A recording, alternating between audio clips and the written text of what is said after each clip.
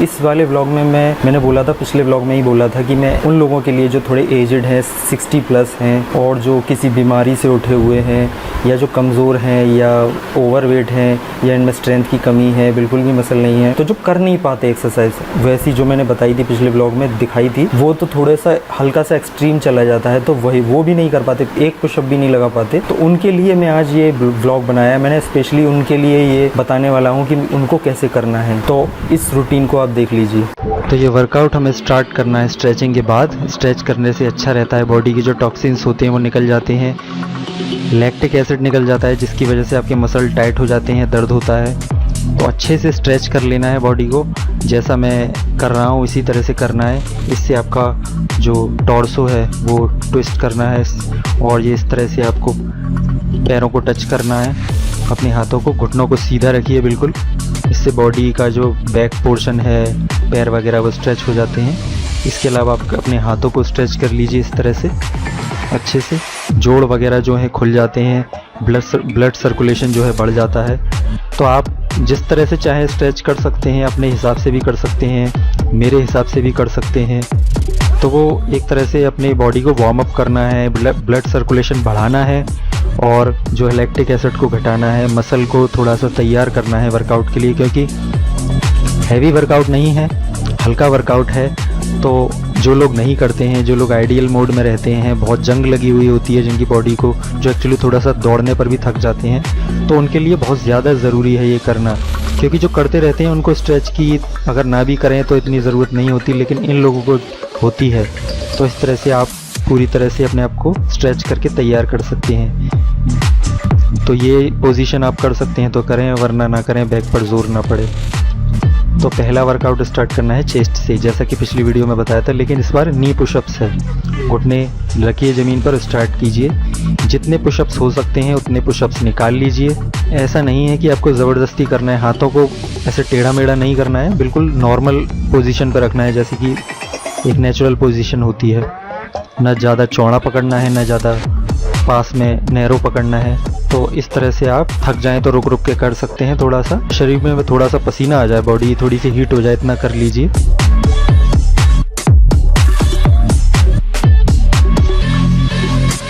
अब बैक का workout start होता है। पुलअप्स आप कर नहीं सकते तो आपको ये एक्सरसाइज में बताने वाला हूँ, इसको आपको नॉर्मल पकड़ना है, ना ज़्यादा वाइड ना ज़्यादा नैरो, नॉर्मल शोल्डर की विड्थ से थोड़ा सा ज़्यादा। इस तरह से पाँव नीचे जमाइए और रेलिंग पर, आपके घर में रेलिंग तो होगी, उसमें इस तरह से कीजिए।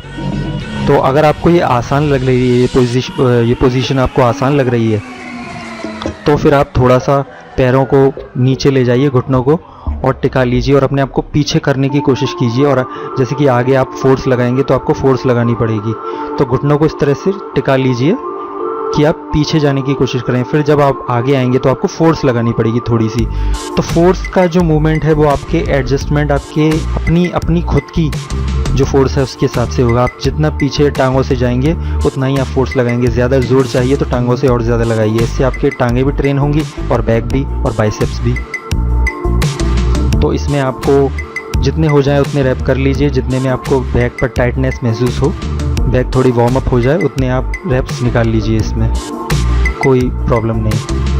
अब आपको अपनी लेग्स को ट्रेन करना है, तो आपको इस तरह से पंजे जो है ऊपर उठाकर रखने हैं और इस तरह से आपको हाफ नीचे जाना है, पूरा नीचे नहीं जाना है, क्योंकि आप गिर सकते हैं इसमें। अगर आप लड़खड़ा रहे हैं, आप डावाडोल हो रहे हैं इसमें, तो आप जो है सहारा लेकर, थोड़ा सा ज़्यादा नहीं, हल्का सा सहारा लेकर ये कर सकते हैं। इससे आपके काफ्स भी ट्रेन होते रहेंगे, साथ में आपकी लेग्स भी होगी। तो ये आपका प्राइमरी पोजीशन है। इसमें आप ये मत सोचिए कि आप आसान है करने में, इसको आप हाई रैप्स भी निकाल सकते हैं, जितने हो सके निकाल सकते हैं। पुशअप्स के 20, 25, 30, 50 जो भी हैं, इतना ही इसके, इतना ही बैक के, इतना ही लेग्स के, सारे आपको हाई रैप्स निकालने हैं। ब्लड सर्कुलेशन बढ़ाना है बॉडी में। अब आपका चौथा आता है आपका शोल्डर का आता है। इस तरह से दीवार के सामने खड़े होकर इस तरह से कीजिए।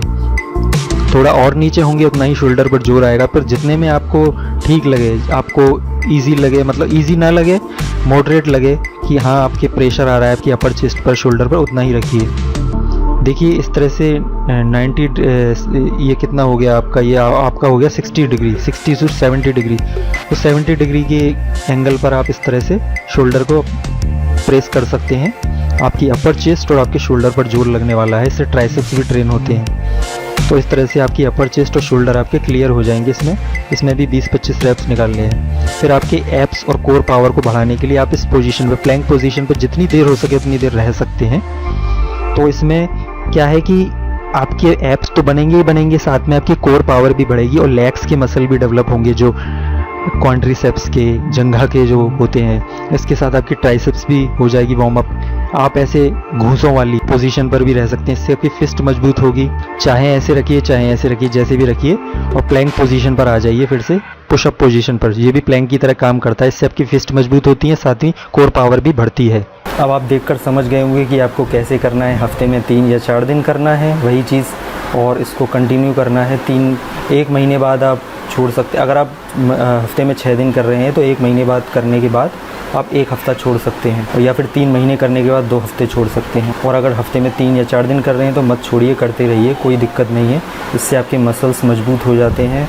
धीरे धीरे आपका फ़ैट जो अगर है तो कम हो जाता है। बिल्कुल आप पतले हैं तो नॉर्मल हो जाते हैं, मोटे हैं तो भी नॉर्मल हो जाते हैं। स्ट्रेंथ अगर कम है तो बढ़ जाती है, एंडोरेंस कम है बढ़ जाता है, स्टेमिना कम है बढ़ जाता है, इम्यूनिटी कम है तो वो भी बढ़ जाती है। तो ये बहुत सेफ़ है, बहुत ही अच्छा है ये वर्कआउट। इसको आप करिए, स्टार्ट करिए। और आगे भी मैं बहुत तरीके के वर्कआउट लाऊंगा, कुछ एडवांस वाले, कुछ प्रोफेशनल वाले, कुछ एक्सपर्ट वाले, और कुछ बेसिक वाले, इंटरमीडिएट वाले, और कुछ बहुत ही लो लेवल की जो शुरुआत करने के लिए लेडीज़ भी कर सकती हैं, जो एजड लेडीज़ हैं वो भी कर सकती हैं, और जो थोड़ी ओवरवेट लेडीज़ हैं तो वो भी कर सकती हैं। ऐसे स्ट्रेचिंग वगैरह, योगा वगैरह लेकर आऊँगा आगे। तो मेरे चैनल को सब्सक्राइब कर लीजिए ताकि आप इस तरह के इन्फॉर्मेशनल ब्लॉग्स देख सकें, क्योंकि मार्केट से मेरा मतलब है यूट्यूब में इस तरह के इन्फॉर्मेशनल ब्लॉग्स नहीं आते हैं। या तो इन्फॉर्मेशनल वीडियोस होते हैं या फिर ब्लॉग्स होते हैं जो रोज़ाना के वही खाना पीना, खेलना कूदना दिखाते हैं, लेकिन इन्फॉर्मेशन नहीं देते हैं ज़्यादा।